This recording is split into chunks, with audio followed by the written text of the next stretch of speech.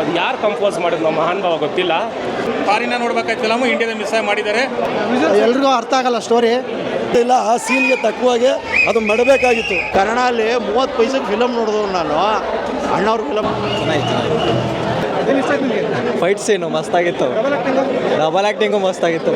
ಹಾಂ, ಮ್ಯೂಸಿಕ್ ಅದ್ರ ಬಗ್ಗೆ ಕೇಳಂಗಿಲ್ಲ. ಆದರೂ ಮ್ಯೂಸಿಕ್ ಚಿಲ್ಲಿ ಚೆನ್ನಾಗಿದೆ ಇವರು. 4 ಇಯರ್ಸ್ ಆದಮೇಲೆ ಸಖತ್ತಾಗಿ ಕಮ್ ಬ್ಯಾಕ್ ಮಾಡಿದ್ದಾರೆ. ಮ್ಯೂಸಿಕ್ BGM ಎಲ್ಲ ಚೆನ್ನಾಗಿದೆ. ಅವ್ರ ಆ್ಯಕ್ಟಿಂಗ್ ಯಶ್ ಅವ್ರು ಮಾತ್ರ ಸಖತ್ತಾಗಿ ಮಾಡ್ತಾರೆ. ವಿಜುವಲ್ಸು ಸಖತ್ತಾಗಿದೆ ಅವರು. One man show super bro. Cinema super ಆಗಿದೆ. ಬಟ್ ಯಶ್ ಅವ್ರ ಆ್ಯಕ್ಟಿಂಗ್ ಚೆನ್ನಾಗಿದೆ. ಮ್ಯೂಸಿಕ್ ಎಲ್ಲ ಚೆನ್ನಾಗಿದೆ. ಆ್ಯಕ್ಚುಲಿ ಎಲ್ರಿಗೂ ಅರ್ಥ ಆಗಲ್ಲ ಸ್ಟೋರಿ. ಸರ್ ಅದ್ಭುತವಾಗಿದೆ. ಮೂವಿಲೇನೂ ಇಲ್ಲ.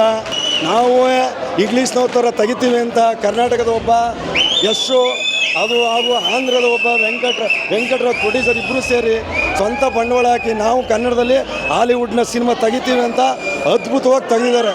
ಇದರಲ್ಲಿ ಯಾವುದೂ ಅಶ್ಲೀಲತೆ ಇಲ್ಲ. ಆ ಸೀನ್ಗೆ ತಕ್ಕವಾಗೆ ಅದು ಮಾಡಬೇಕಾಗಿತ್ತು. ಆ ಥರ ತೆಗೆದಿರೋರು ಡೈರೆಕ್ಟ್ರು ಹೆಣ್ಣಲ್ವೇ, ಅವರು ಸಂಕೋಚದಿಂದ ಡೈರೆಕ್ಷನ್ ಮಾಡಿಲ್ವಾ? ಇನ್ನು ಮುಂದೆ ನಾವು ತೆಗಿತೀವಿ ಅನ್ನೋ ರೀತಿಲಿ ನಮ್ಮ ಮೈಸೂರಲ್ಲಿ ಯಶ್ ಅವರು, ಪಡುವಾರಹಳ್ಳಿಯವರು, ಅದು ಅವರು ನಮ್ಮ ಕರ್ನಾಟಕದ ಬೆಳೀಲಿ ಅಂತ, ಇಂಥ ಹಾಲಿವುಡ್ಗಳು ತೆಗಿಲಿ ಅಂತ ಭಾಳ ಕಷ್ಟಪಡ್ತಾ ಇದ್ದಾರೆ. ದಯವಿಟ್ಟು ಸಿನಿಮಾ ನೋಡಿ, ಯಾವ ಅಶ್ಲೀಲತೆಯೂ ಇಲ್ಲ. ಇದು ನನ್ನ ಬಯಕೆ. ವಿಜುವಲ್ಸ್ ಎಲ್ಲ ಚೆನ್ನಾಗಿದೆ. ಒನ್ ಟೈಮ್ ಒಂದು ಅಟ್ಲೀಸ್ಟ್ 2 ಟೈಮ್ಸ್ ನೋಡಬೇಕು. ಎಲ್ಲ ಇದು ಇಂಗ್ಲೀಷ್ ಫಿಲಮ್. ಫಾರಿನ ನೋಡ್ಬೇಕಾಯ್ತು ಫಿಲಮು ಇಂಡಿಯಾದ ಮಿಸ್ ಮಾಡಿದ್ದಾರೆ. ಸೂಪರ್ ಆಗಿ. ಇಂಡಿಯಾದ ಈ ಥರ ಯಾವ ಫಿಲಮು ಇನ್ನವರೆಗೂ ಬಂದಿಲ್ಲ. ಕಥೆನೇ ಇಲ್ಲ, ಈ ಥರ ಯಾವ ಬಂದಿಲ್ಲ. ಇದು ಇಂಗ್ಲೀಷ್ ಫಿಲಮು ಮಿಸ್ ಆಗಿ ಇಂಡಿಯಾದ ಬಂದಿದೆ. ಅದೇ ಹೈಲೈಟ್. ಸಕ್ಕತ್ತಾಗಿ ಆ್ಯಕ್ಟಿಂಗ್ ಸೂಪರ್ ಆಗಿ. ಚೆನ್ನಾಗಿ ಸಕ್ಕತ್ತ ಮಾಡಿದ್ದಾರೆ. ಇಂಡಿಯನ್ ಫಿಲಮ್ ಅಲ್ಲ, ಫಾರಿನ್ ಫಿಲಮ್.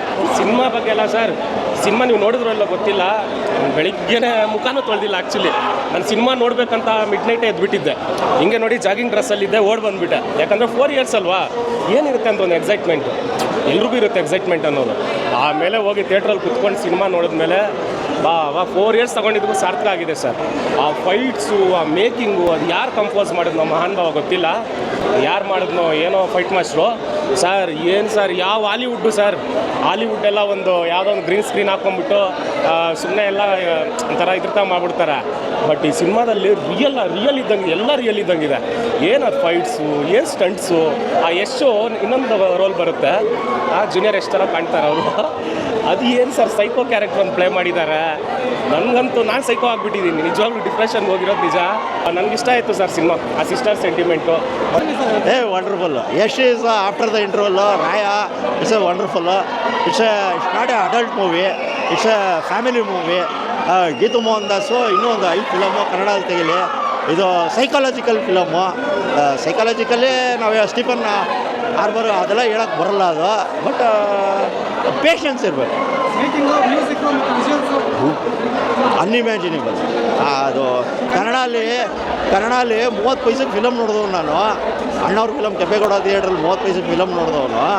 ಇವತ್ತು ಎಷ್ಟಾದರೂ ಮಾಡಲಿ, ₹1000, ದಟ್ ಈಸ್ ಸೆಕೆಂಡ್ರಿ.